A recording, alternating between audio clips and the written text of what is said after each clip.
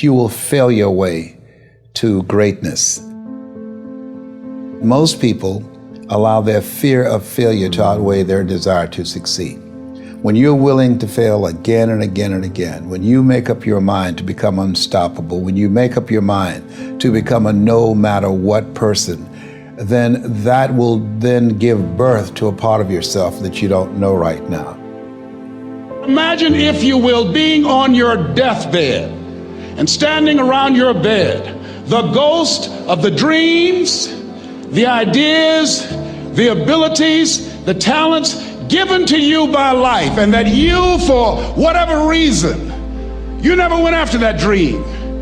You never acted on those ideas. You never used those talents. You never used those gifts. And there they are standing around your bed looking at you with large angry eyes saying, "We came to you, and only you could have given us life. And now we must die with you forever." See, most people stop short of their dreams and park and get off the highway of life because of the rejections of life. You will always be rejected. It's no big deal. Jack Canfield said rejection is a myth. It's not like when somebody says no and then they slap you. No, it's just, to me, make no your vitamin.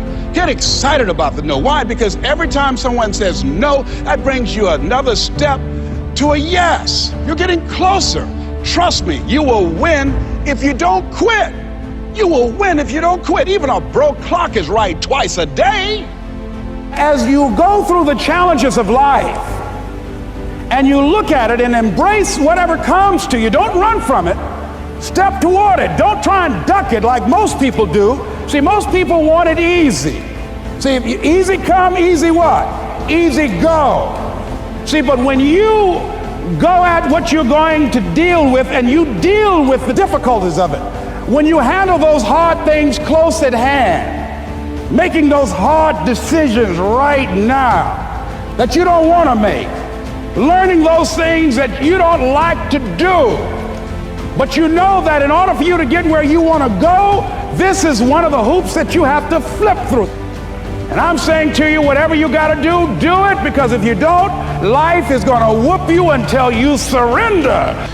You have something that you brought to the universe, and that if you decide that my life deserves my developing this what I do well, and becoming the best at it, and mastering myself, and seeing what I have within me, if you decide to drop your buckets where you are and develop your gifts, I grant you, you'll never ever be without. I grant you that your gifts will take you places that will literally amaze you.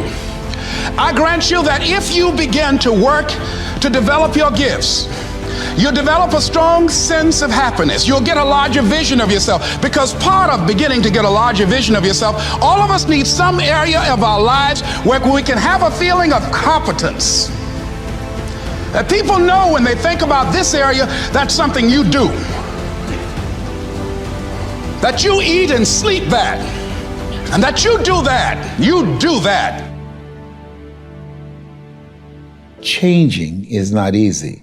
That changing your life, changing habits, reinventing yourself, picking yourself up after life has knocked you flat on your back. I've got to say, when life knocked you down, try and land on your back, because if you could look up, you could get up. Well, that sounds cute, but that's not easy. When I was diagnosed with prostate cancer 17 years ago, that first time that happened, I said, hey, I can handle this.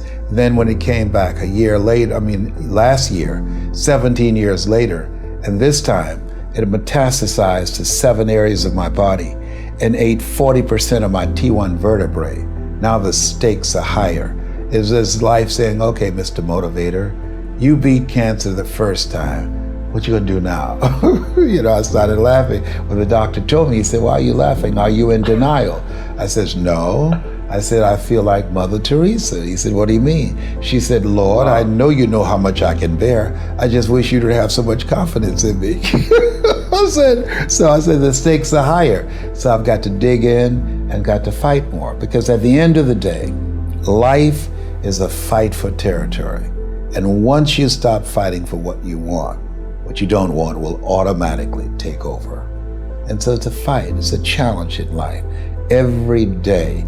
And what we have to do is embrace it. What we have to do is see it as a project to be worked on. In life, you will always be faced with a series of God-ordained opportunities, brilliantly disguised as problems and challenges. And so I see even cancer as a gift, as a God-ordained opportunity. If you died today, what dreams, what ideas, what talents, what books, what music, what leadership, what voice will die with you? There are a lot of people who are biting their fingers in fear that they might lose their jobs. But there are few people who have decided within themselves, I'm going to make it. Some people aren't waiting to be cut.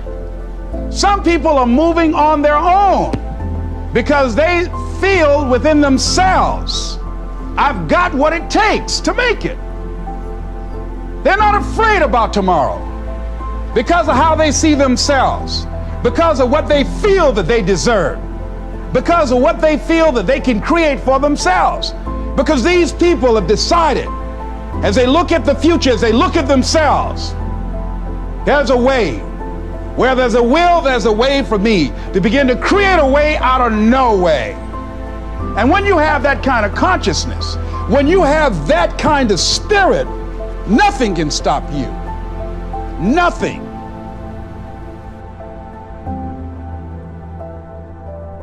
There's no secret to success. There's a system to success. And no matter what organization you become a part of, the system works if you work it. If you don't work it, it won't work. But it works if you work it. And that's one 4-letter word that most people don't like. They're not willing to work. There are winners, and there are losers, and there are people who have not discovered how to win. And all they need is some coaching. All they need is some help and assistance, just a little support. All they need is some insight or a different strategy, a plan of action to make some adjustments that will open up the key to a whole new future for them, that will give them access to the unlimited power that they have within themselves. That's all that they need. So what I want you to do is think about something you want for you, that's real for you, that's important for you, that will give your life some special meaning and power. And I don't even want you to say, I can do that. I don't want you to assume that. See, 5 years ago when I started out in this area, I would not have been able to make the mental leap that I would be up to where I am right now. I don't want you to begin to just psych yourself out. No. I want you to be able to say something to yourself that will enable you to maintain a level of integrity with yourself. That when you say this, even when you face tremendous setbacks, it will be a benchmark to keep you in the game, to keep you moving forward and experimenting and readjusting your strategy and your plan of action, continuously looking for ways to win. I think we have to reflect on, who am I? Why am I here? What drives me? If I died today, what 3 words would I want said about me if I died today?